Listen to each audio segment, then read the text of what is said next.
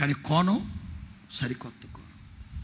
మీ మీదకి లేచి వచ్చేవాళ్ళు లెక్కలేనంత మంది దండెత్తి వస్తున్నారు. దావీదు అంటారు, 10,000 మంది దండెత్తి వచ్చినా నాకు నిద్ర వస్తుంది, రేపు మాట్లాడుకుందాం. ఏట్రా నీకు ధైర్యం? ఏడు చూసుకుంటారు నీకు ధైర్యం? ఉదయం మాట్లాడదాంలేండి. ఏంట్రా నీకున్న ధైర్యం? నాకున్న ధైర్యం ఒకటే,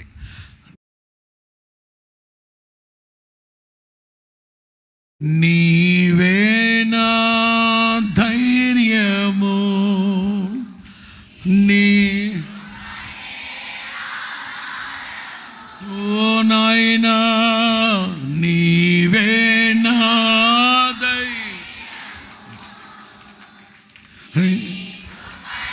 హల్లెలూయా. యెహోషాపాత్ బంధువుల్ని పిలవలేదు, బలగాన్ని పిలవలేదు, బలవంతుని పిలవలేదు, కుల పెద్దల్ని పిలవలేదు, పోలీసు వాళ్ళ దగ్గరికి వెళ్ళలేదు. ఎవరిని పిలిచాడు? సేవకుని పిలవండి, సేవకుని పిలవండి. కూర్చోండి, అందరూ కూర్చోండి, మనం మాట్లాడుకుందామండి పాస్టర్ గారితో, మనకేం పని. నిలబాయ్, సేవకుడు వస్తాడు. సేవకుడు దేవుని మెసేజ్ ఏంటో చెప్తాడు. మనం మాట్లాడకూడదు కాదు, సేవకుడు ఏం చెప్తాడు? మానక మనం ఎందుకు సమాజంగా కూడుకోవాలి? దేవుడు తన మార్గముల విషయమై మనకు బోధిస్తాడు. వీళ్ళు వాళ్ళని తిట్టుకోవడానికి, వాళ్ళు వీళ్ళని తిట్టుకోవడానికి కాదు కదా. దేవుని మార్గాలు బోధిస్తారు ఆయన. ఎలా నడవాలి ఈ పాపిష్టి లోకంలో, పాపభూయిష్టమైన లోకంలో, నేరాలు ఘోరాలతో నింపబడిన లోకులు ఎట్లా బ్రతకాలి? దైవ మార్గాలు కాదా ఇవి? 2 గాడ్స్ మెథడ్ చెప్పు. 20వ అధ్యాయం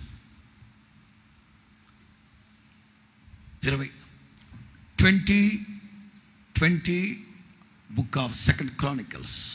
అంతట వారు ఉదయముననే లేచి తెకోవా అరణ్యమునకు పోయిరి. వారు పోవుచుండగా యెహోషాపాతు నిలువబడి, యూదా వారలారా, యెరూషలేము కాపురస్తులారా, నా మాట వినుడి. మీ దేవుడైన యెహోవాను నమ్ముకునుడి, అప్పుడు మీరు స్థిరపరచబడుతారు. మీ దేవుడైన యెహోవాను నమ్ముకోండి, మీరు స్థిరపరచబడతారు. ఆయన ప్రవక్తలను నమ్ముకునుడి, ఆయన ప్రవక్తలను నమ్ముకోండి, అప్పుడు మీరు కృతార్థులగుదురని చెప్పారు. ఇంగ్లీష్ బైబిల్లో ఏముంది రాసుకున్నారా గతంలో ఎప్పుడైనా? దేవుని సేవకుల్ని నమ్ముకోండి, అప్పుడు మీరు అభివృద్ధి చెందుతారు. అదిగో, before his profit believe, so shawl ఈ ప్రాస్పర్, సో షాల్ ఈ ప్రాస్పర్. సేవకుల్ని నమ్ముకుంటే యెహోవాని నమ్ముకోండి, మీ జీవితాలు స్థిరపడతాయి. సేవకుల్ని నమ్మండి, మీరు అభివృద్ధి చెందుతారు, మీరు వర్ధిల్లుతారు. ఈ షాల్ ప్రాస్పర్. మరియు అతడు జనులకు హెచ్చరిక చేసిన తరువాత యెహోవాను స్తుతించుటకు గాయకులను ఏర్పరిచి. అమ్మా, ఎటు పేరంటానికి వెళ్తున్నారు, పెళ్లి సంబంధానికి వెళ్తున్నారు, పాటలు పాడేవాళ్ళు దేనికి చెప్పండి? వెళ్ళేది ఎక్కడికి? సైన్యం ఎంతమంది ఉన్నారు? శత్రువులు. ఈ గొప్ప సైన్యముతో యుద్ధము చేయుటకు మాకు ఏ సైన్యం అది? సముద్ర తీరమందరి ఇసుక రేణువులంత శత్రువులు. ఒకడు కాదు, 4 రాజ్యాలు, 4 రాజ్యాల సైన్యం, 4 రాజ్యాల శత్రువులు. ఎంతో పోరాటాల మధ్యలో రే ఓ 10 కీబోర్డు పెట్టుకో, ఓ 4 తబలాలు వేసుకో, 4 బేస్ గిటార్లు వేసుకో. ఎక్కడికి రా? ఎక్కడికి? సంగీత విభావం అనుకున్నామంటే కాదు. యుద్ధానికి వెళ్ళేటప్పుడు తబలాలు డోళ్ళు ఎందుకు రా? స్తోత్రం చెప్పు గట్టిగా. నీతో యుద్ధము చేయవారితో నేనే. ఈ దేవుడు మామూలుడు కాదబ్బా, ఎంత కార్యాలు చేస్తాడు. మనల్ని ఏమో కత్తులు గతాలు మొత్తం పెట్టుకొని చేతులు కట్టుకోమంటాడు, మనకు ముందుగా ఆర్కెస్ట్రాలను పెట్టమంటాడు. ఒకసారి థింక్ చేయండి, ఒకసారి శత్రువులు లెక్క ఇసుక రేణువులంత శత్రువులు ఉన్నారు అక్కడ, తడిసిపోతుంది ఇక్కడ. కానీ ముందేమో అందరు నిలబడి యుద్ధము యెహోవాదే, కొట్రా ఆగా మీరు వంటావనం దాగిన వాళ్ళు లాగా వచ్చారు, రాగ్గంజ్ దాగి వచ్చినట్టున్నారు. ఓ లాగ తీస్తున్నారు, గ్రామ్ ఫోన్ అరిగిపోయిన రికార్డ్ లాగా. లెగ్గు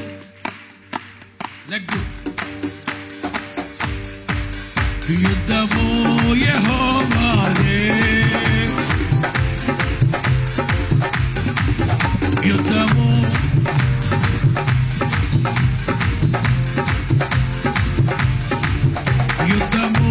యెహోవాదే, యుద్ధము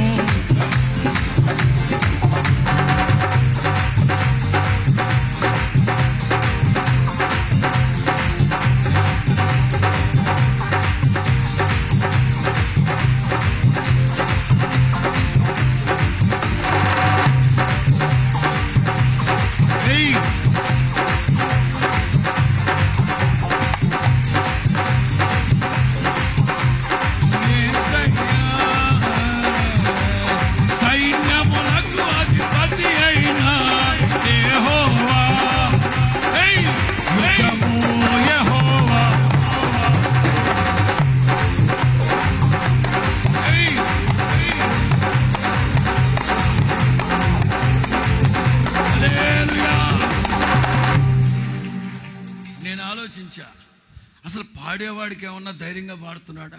ఈ వెనక చేతులు కట్టుకునే వాళ్ళు ఏమన్నా ధైర్యంగా ఉన్నారంటే ఒక్కడు లేడు. పాట మాత్రం యుద్ధము.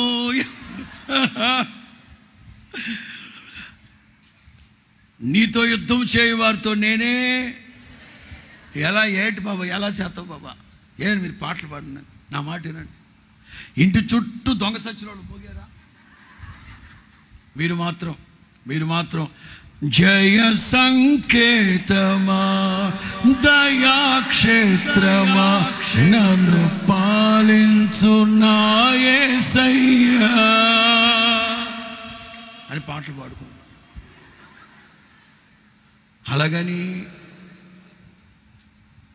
ఎవరి దగ్గర అయితే అప్పు తీసుకున్నారో వాళ్ళు వచ్చినప్పుడు కాదు, మర్యాదగా వాళ్ళకి అప్పు ఇవ్వండి.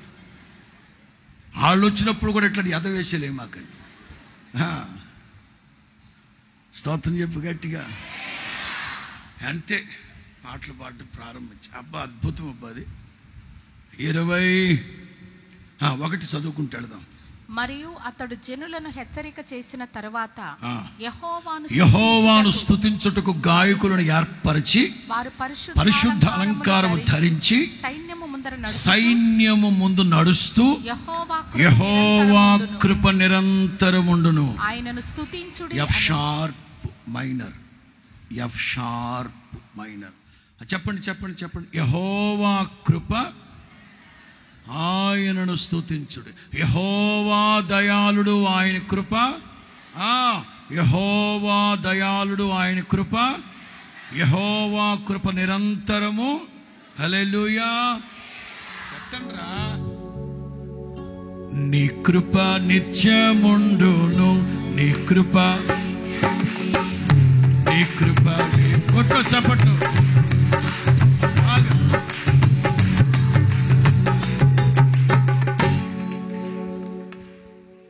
వెనకున్న వాళ్ళు మాత్రం చేతులు కట్టుకుండాలి, కానీ గాయకులందరూ గాయాలంటే పాడాలి అని అర్థం. తెలుగులోనే ట్విస్ట్ అనమాట. పాటలు పాడేవాళ్ళు చేతులు కట్టుకోకూడదు, చప్పట్లు కొట్టాలి, మోకాళ్ళు పట్టు కూర్చోకూడదు. ఎలా పెట్టి ఫ్యాషన్ షో కాదు ఇది. రైట్.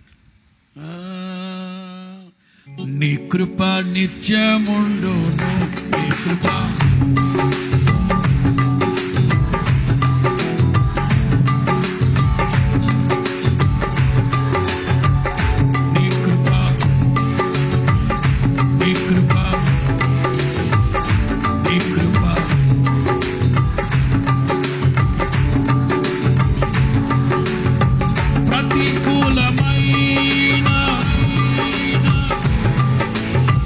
కనుమరుగై పోయనే.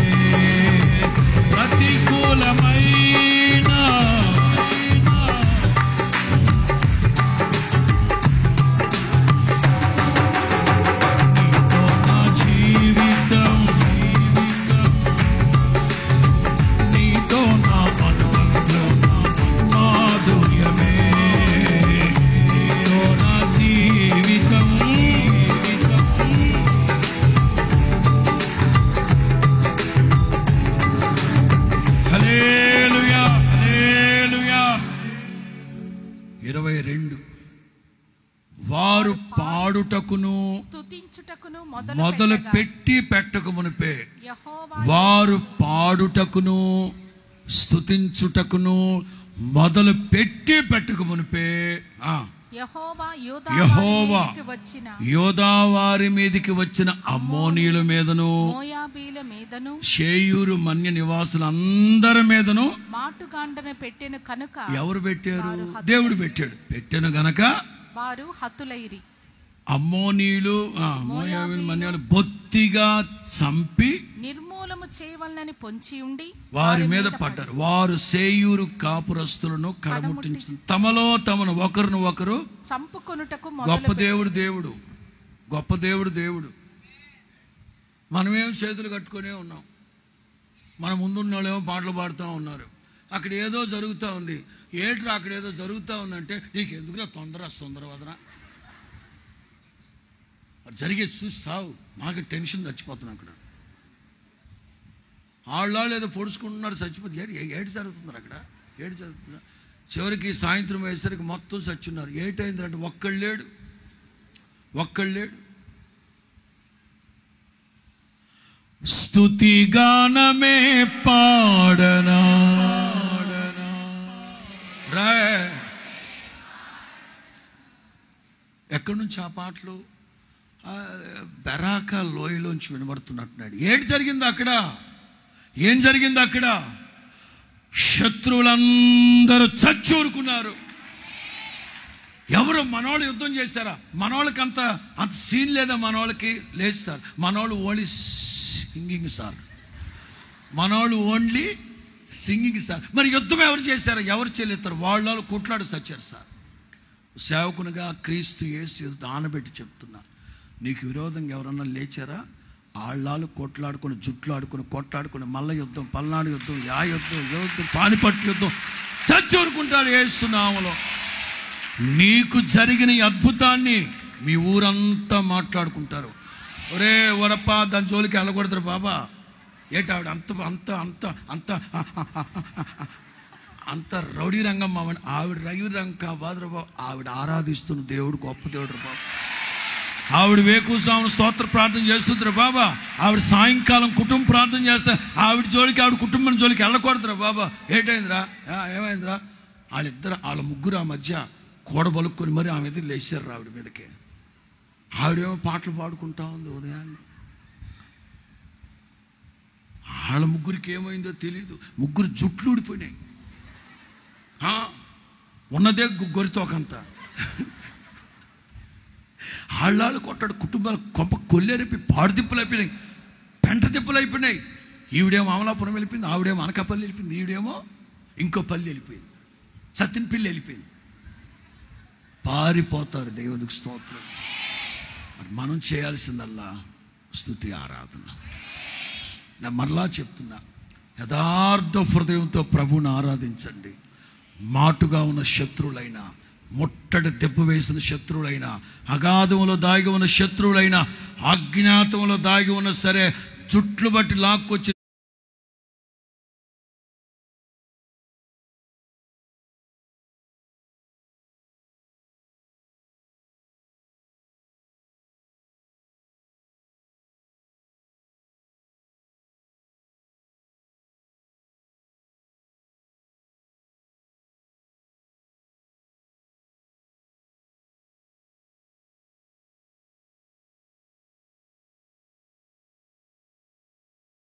అజ్ఞాతంలో దాగి ఉన్న సరే, చుట్లు బట్టి లాక్కొచ్చి బొత్తిగా నాశనం చేస్తాడు.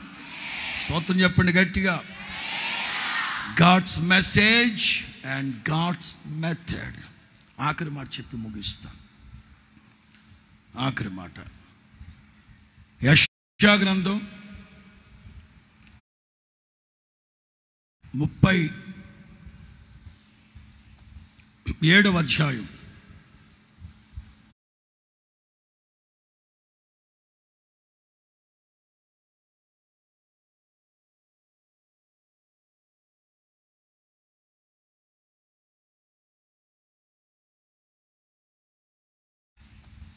7వ అధ్యాయం. Isaiah chapter 37:7. అతనిలో ఒక ఆత్మను నేను పుట్టింతును, వదంతి విని తన దేశమునకు వెళ్ళిపోవును. అతని యెషయా గ్రంథం 37:7. అతని దేశమందు ఖడ్గము చేత మరలా 7వ వాక్యం, అతనిలో ఒక ఆత్మను పుట్టిస్తాను, వదంతి విని తన దేశమునకు వెళ్ళిపోతాడు. అతని దేశమందు ఖడ్గము చేత అతనిని కోల చేయుదును. ఎవరు? రెండు ఖడ్గాలు ఉన్నాయి. ఒకటి, దేవదూత ఖడ్గము చేత 180,000 మంది చంపింది. 2, సొంత కొడుకులు ఖడ్గం చేత తండ్రిని చంపేశారు.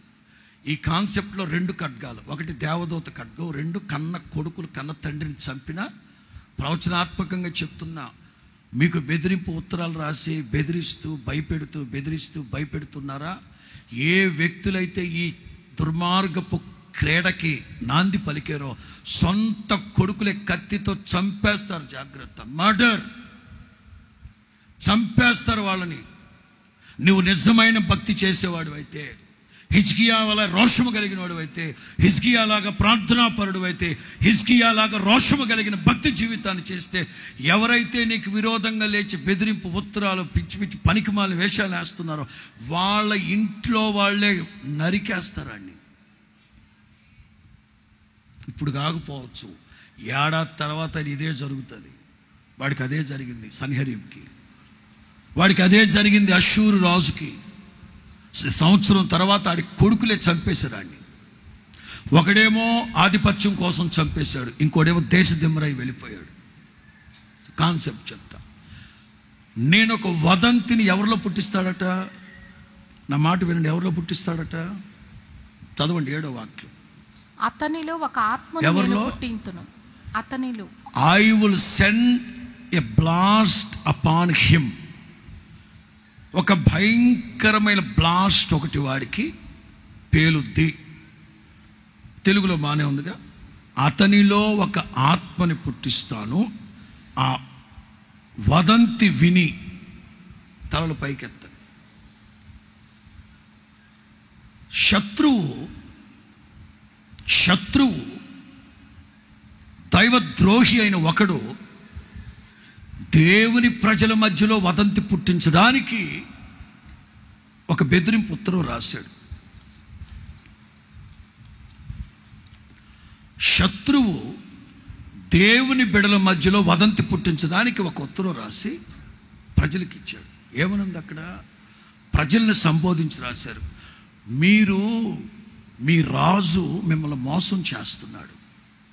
మీ దేవుడైన యెహోవా మన దేవుడైన యెహోవా మనల్ని విడిపిస్తాడు, తప్పిస్తాడు అని మీ రాజు మిమ్మల్ని మోసం చేస్తాడు, మీ నాయకుడు మిమ్మల్ని మోసం చేస్తాడు, నమ్మద్దు అని ప్రజల మధ్యలో ఒక వదంతిని పుట్టించి లేనిపోని సందేహాలు కల్పించి వికటాట్టహాసం చేస్తున్నాడు. వీడెంత బలుపో తెలుసా? వీడికి 2000 రథాలు నేను ఇస్తాను మీకు. ఇదే బలుపు అంటే. వాడేమో ఫరో ఏమో 600. వాడు సీసెరా అని ఒకడున్నాడు, వాడి దగ్గర 900 అనుకుంటా నాకు తెలిసి, ఆడి వినప రథాలు. వీడికి ఏకంగా 2000 రథాలు నీకు ఇస్తాన్రా. నడపడానికి దగ్గర రౌతులు ఉన్నారా? బెదిరింపులు. దేవుని ప్రజల మధ్యలో వదంతిని పుట్టించి ఏదో పబ్బం గడుపుకుందాం అనుకున్నాడు. భయపెడుతున్నాడు, బెదిరిస్తున్నాడు. ఏకంగా హిజ్కియా యొక్క విశ్వాసపు పునాదుల్ని చెదరగొడుతున్నాడు. మన దేవుడు గొప్ప దేవుడు. ఒకటి, Angel destroyed enemy. Angel destroyed enemy. దేవదూత వచ్చి శత్రువుని చింద్రవంద్ర చేసేస్తుంది. చూద్దాం 38వ వాక్యం, 37వ అధ్యాయం 38వ వాక్యం. అతడు నిస్రోకు అను తన దేవత మందిరమందు మ్రొక్కుచుండగా అతని కుమారులైన అద్రమ్మెలెకును షెరేజెరును ఖడ్గముతో అతనిని చంపి అరారాతు దేశంలోనికి తప్పించుకొని, ఒకడేమో తప్పించుకెళ్ళిపోయాడు, ఇంకొకడేమో మూడవ కొడుకేమో అతనికి మారుగా రాజాయను. ఖడ్గము. మనం ఏం చేయాలి? ఫస్ట్ కాన్సెప్ట్లో చేతులు కట్టుకోవాలి. రెండో కాన్సెప్ట్లో నీ కృప నిత్యముండును, నీ కృప. మూడో కాన్సెప్ట్లో దేవుని మందిరానికి వెళ్ళిపోయి ఆల్ నైట్ ప్రేయర్లో గడపాలి. హిజ్కియా ఉత్తరాన్ని తీసుకెళ్ళి హోల్ నైట్లో పెట్టి రాత్రి అంతా ప్రార్థన చేస్తున్నాడు. తెల్లవారేసరికి దేవుడు ఏం చెప్తున్నాడు? 28, 29, 37వ అధ్యాయం 28, 29. నీవు కూర్చున్నటయు బయలుదేరుటయు. ఎవరికి తెలియదు అనుకుంటున్నావు? నీవు కూర్చోవడం, నువ్వు బయటికి వెళ్ళడం, లోపలికి రావడం, నా మీద వేసే రంకెలు నాకు తెలుసురా. నువ్వేమో పిల్లి గనక పాలు తాగుతూ ఎవరికి తెలియదు అన్నట్లుగా తాగుతావు చూడండి. అట్లా ఎవరికి తెలియదు అనుకుంటాడు ఈ పనికిమాలినోడు, ఈ వదరబోతాడు. ఎవరికి తెలియదు అనుకుంటున్నాడు. దేవుడు, దేవుని బిడ్డలు, దేవుని సంఘం సుభిక్షంగా క్షేమంగా వెళుతూ ఉంటే ప్రజల మధ్యలో కల్లోలాన్ని కలుగు చేసి, కలవరాలు కలుగు చేసి, ఏదో పబ్బం గడుపుకుందామని నా మీద వేస్తూ ఉన్న రంకెలు, నీవు చేసిన కలహం నా చెవులలో చొచ్చెను, నా గాలాన్ని నీ ముక్కుకి తగిలించేదను, నా కళ్ళము నీ నోటికి పెట్టి నిన్ను మళ్ళించేదను. నీవు ఏ మార్గంలో వచ్చావో మరలా అదే మార్గంలో నిన్ను వెనక్కి మళ్ళించేదను. తీసేస్తాడు దేవుడు నీ చేతిలో నుంచి ఆ పని. దేవుడు నీ చేతిలో నుంచి అది తీసేస్తాడు. త్వరపడు, దగ్గర పడింది సమయం. వీడు ఎంత దుర్మార్గుడు అంటే 36వ అధ్యాయం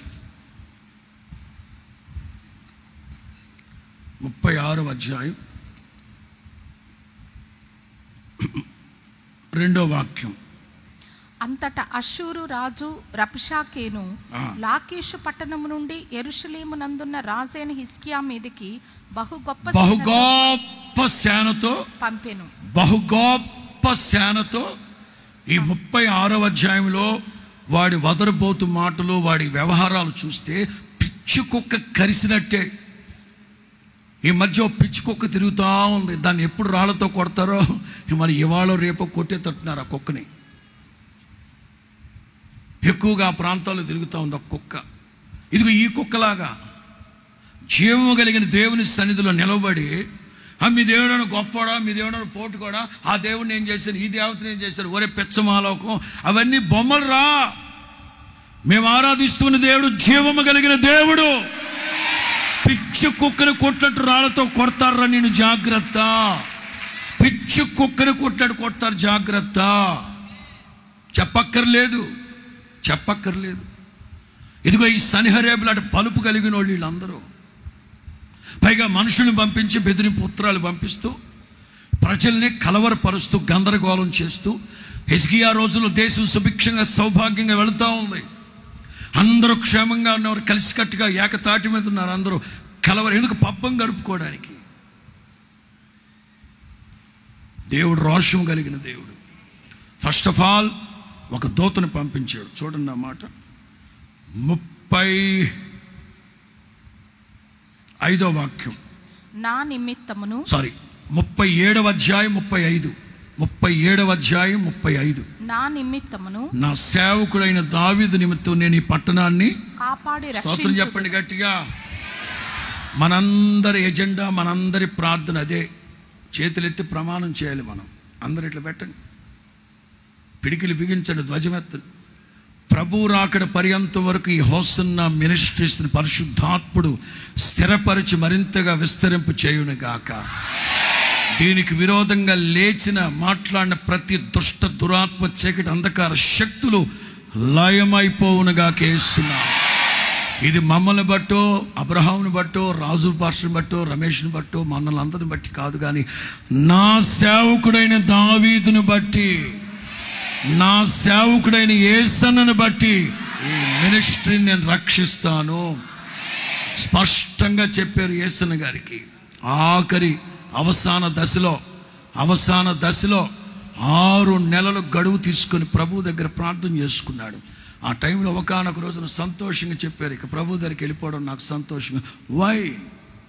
ప్రభు చెప్పారు, ఇప్పటికే కాదు, ఈ నిబంధన సదాకాలం నీ సంతతి పట్ల నేను స్థిరపరుస్తాను.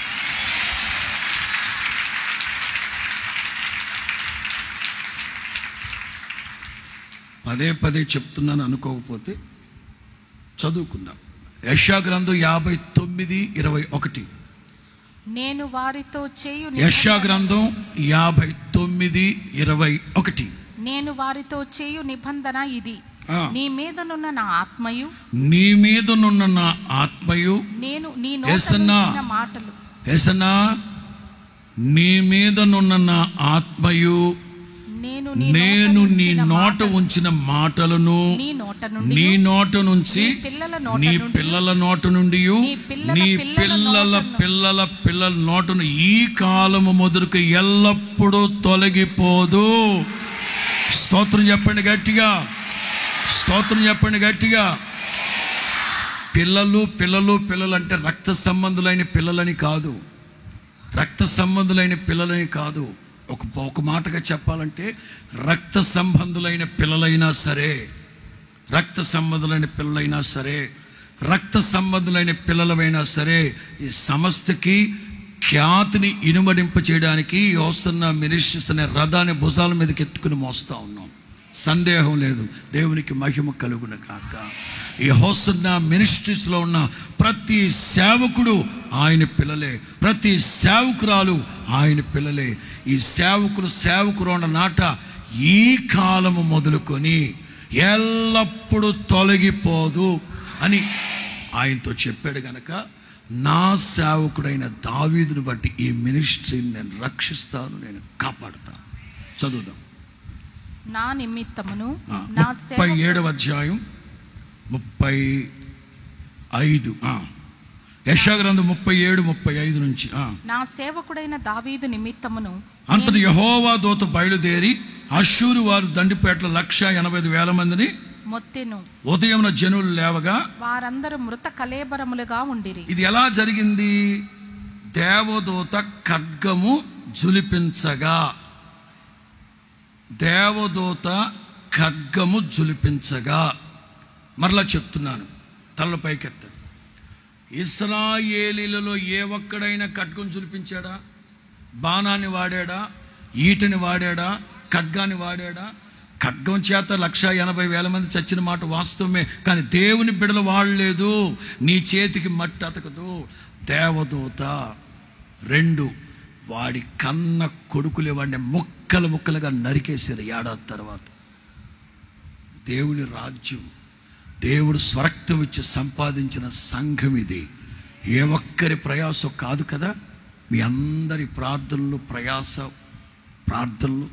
ఇవాళ మనం అందరిమీ లక్షల మందిమి ఏకతాటి మీద ఉన్నాం కనుక దైవ కార్యాలు సర్వ ప్రపంచం చూసింది. స్తోత్రం చెప్పండి గట్టిగా. గనుక నా దేవుని ప్రియులారా, 1 మౌనంగా చేతులు కడదాం. 2 చప్పట్లు కొట్టి స్తుతి ఆరాధన చేద్దాం. 3 ఎక్కువగా సంపూర్ణ రాత్రి ప్రార్థనలో గడుపుదాం. ప్రభు మనకు విరోధంగా లేచిన ప్రతి అంధకార శక్తుల్ని, విరోధుల్ని దేవదూతని పంపించి డిస్ట్రాయ్. వాడు ఏ మార్గంలో వచ్చాడో తిరిగి ఆ మార్గంలోనే దేవుడు అంటారు, నీవు నాకు విరోధంగా వేస్తున్న రంకెలు కేకలు నాకు, నువ్వు కూర్చోవడం లేవడం అన్నీ నాకు తెలుసురా బాబా. మీకు విరోధంగా ఎవరు లేస్తే ప్రభువుకు తెలుసు. ఆయనే నీతో యుద్ధం చేయువారితో నేనే. పరిశుద్ధాత్ముడి మాటలన్నీ మీ వికిలో ఫలభరితంగా మార్చును గాక. ఉడాల పండుగ తర్వాత కొత్త నిర్ణయం తీసుకున్నాను. నేను 1:20 నిమిషాల కంటే ఎక్కువ వాక్యం చెప్పకూడదు అనుకున్నాను. ఓపికలాగా కాదు, తీరిపోతుంది ఇప్పటికే. వెంటనే నేను బయలుదేరి దయాక్షేత్రం వెళ్తాను. ఆమె నన్న వెంటనే మీరు కూడా వెళ్ళిపోండి, ఎందుకంటే వేసవి తీవ్రత ఎక్కువైంది కనుక 10ంటికి ఆరాధన ప్రారంభిస్తారు. 12:30కి 2వ ఆరాధన ముగించబడుతుంది. Please be stand. అందరు లేచి నిలబడతాం, ప్రార్థన చేసుకుందాం.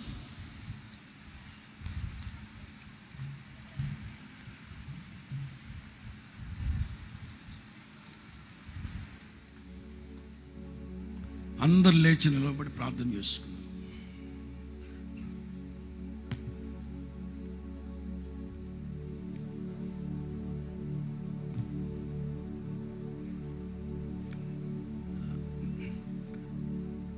D sharp minor, D sharp minor.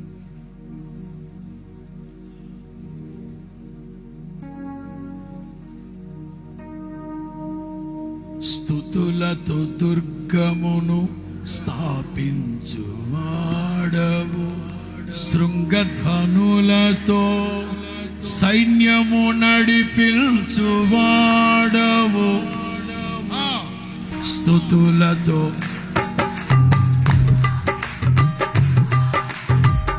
శృంగధ్వనులతో సైన్యము నడిపించువాడవు నీవే. నీ అందు ధైర్యము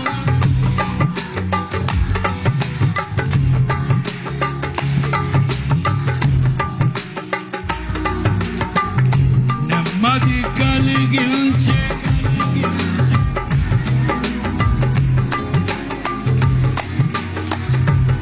అన్న పాడదామా? స్తుతులతో అందరూ చప్పట్లు చప్పట్లు. శృంగధ్వనులతో సైన్యము నడిపించువాడవు నీవే. స్తుతులతో నీతో యుద్ధం చేయి వారితో నేనే యుద్ధం చేస్తాను, నేనే యుద్ధం చేస్తాను.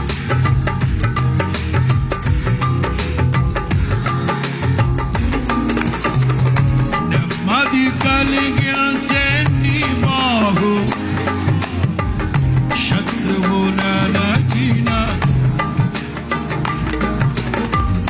నెమ్మది కలిగించే నీ బాహు బలముతో శత్రువున నచిన. అందరూ ఆమేన్.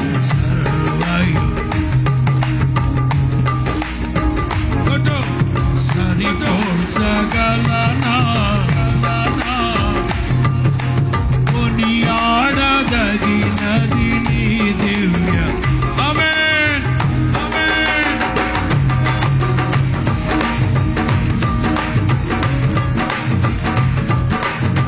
పాడదామా? పాడదాం. సర్వయుగములలో అందరూ సరిపోల్చగలనా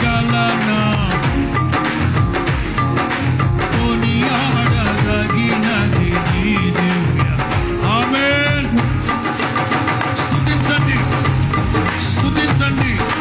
నా చాలు నా చాలు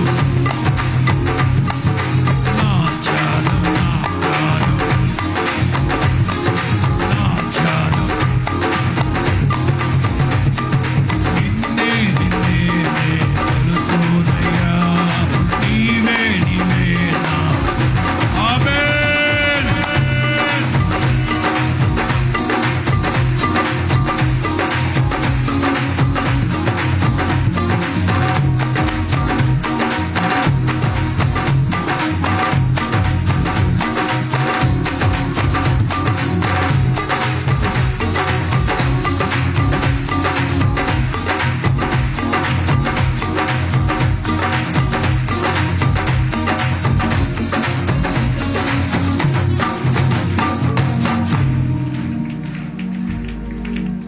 దేవుడు మనకు అనుగ్రహించినటువంటి శ్రేష్టమైన మాటల కొరకై రెండు చేతులు ఎత్తి స్తోత్రం చెల్లిద్దాం.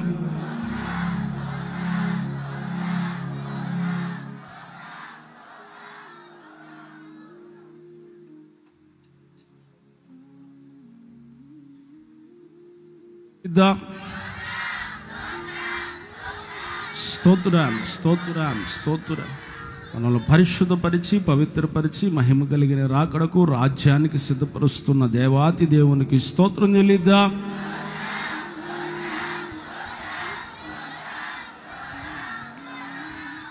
ప్రార్థన.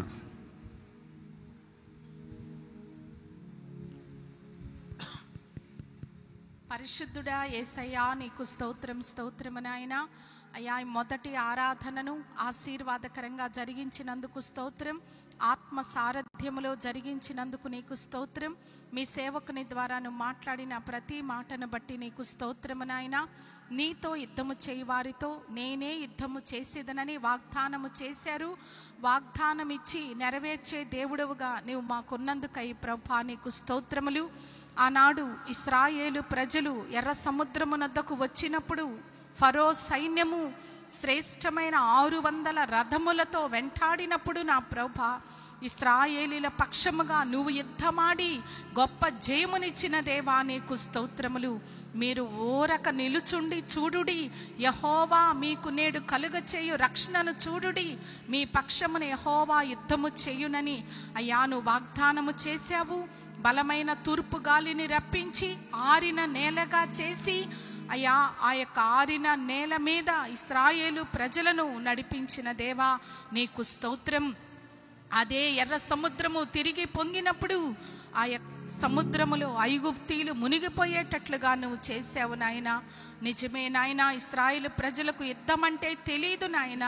కానీ ప్రభా అయ్యా వారు అటువంటి బలహీనమైన ప్రజలను ఎరిగి వారి పక్షముగా నీవే యుద్ధమాడి ఐగుప్తు సైన్యమును ఓడించి వారికి గొప్ప జయమునిచ్చినట్లుగా ప్రభా యొక్క ఉదయకాల సమయంలో నీ వాక్యం విన్న ప్రతి ఒక్కరిలో ఈ వాక్యము ఫలించున్నట్లుగా సహాయము చేయండి అయ్యా నాయన. ఐగుప్తు సైన్యమనే శత్రువుల మీద గొప్ప జయమును ఒక్కొక్కరికి దయచేయమని ప్రార్థన చేస్తున్నాం.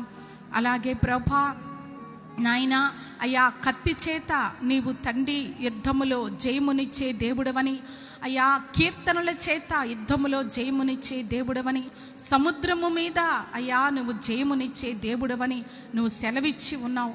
ఆనాడు యెహోషాపాతు రాజు మీదకి అయ్యా 3 రాజులు యుద్ధమునకు వచ్చినప్పుడు ఏమీ చేయుటకు మాకు దిక్కు తోచదు, నీవే మాకు దిక్కని యెహోషాపాతు రాజు ప్రార్థన చేసినప్పుడు భయపడకుము, జడియకుము, ఈ యొక్క సైన్యమును చూచి భయపడకుము, యెహోవా మీ పక్షమున యుద్ధము చేయునని నువ్వు వాగ్దానము చేసి వాగ్దానము నెరవేర్చావు నాయన. అయ్యా పాటలు పాడే గాయకులను ఏర్పరచుకుని వారు పరిశుద్ధాలంకారములు ధరించుకుని యెహోవా కృప నిత్యముండును, యెహోవా దయాళుడని వారు గాన ప్రతిగానములు చేస్తున్నప్పుడు నాయన ఇశ్రాయేలీల పక్షముగా ఆనాడు యుద్ధములో నీవు తండ్రి పోరాడి వారే ఒకరినొకరు చంపుకునేటట్లుగా నీవు తండ్రి చేశావు నాయన. బెరాకా లోయలో ఇశ్రాయేలు ప్రజలు స్తుతించినారు తండ్రి, నీకు స్తోత్రములు నాయన. మేము స్తుతిస్తే శత్రువు మీద మాకు గొప్ప జయమునిస్తానని నువ్వు సెలవిచ్చినందుకు స్తోత్రం. కనుక నాయన ఎల్లప్పుడూ స్తుతించుటకు, ఆరాధించుటకు, దాని ద్వారా గొప్ప జయమును మేము పొందుకొనుటకు మీరు మాకు సహాయము చేయండి. అష్షూరు రాజు రబ్షాకేనే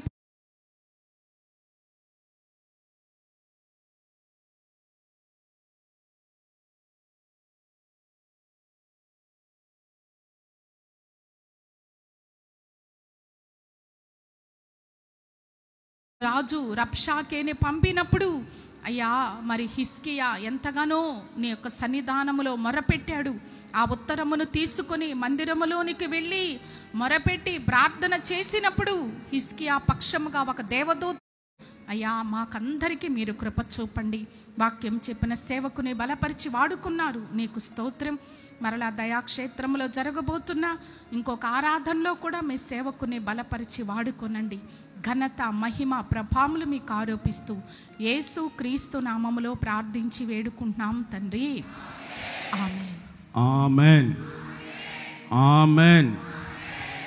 మన తండ్రి అయిన దేవుని ప్రేమ, కుమారుడైన యేసు క్రీస్తు వారి కృప, పరిశుద్ధాత్మ దేవుని అన్యోన్య సహవాసము, సన్నిధి, సమాధానము, సంతోషం సర్వలోకంలో ఉన్న సమస్త పరిశుద్ధులకు, ఈ ఆరాధనలో పాల్గొన్న వారికి, లైవ్ వీక్షించిన వారికి, దేవుని వాక్యం ప్రకటించిన తన దాసునికి, నీతో యుద్ధము చేయు వారితో నేనే యుద్ధము చేయుదునన్న వాగ్దానం మా జీవితాల్లో నెరవేర్చాలని ఎందరైతే తీర్మానంతో ప్రార్థన చేసుకున్నారో వారందరికీ సర్వోన్నతుని యొక్క కృప మహిమ కలిగిన రాకడ వరకు తోడై ఉండి నడిపించునుగాక.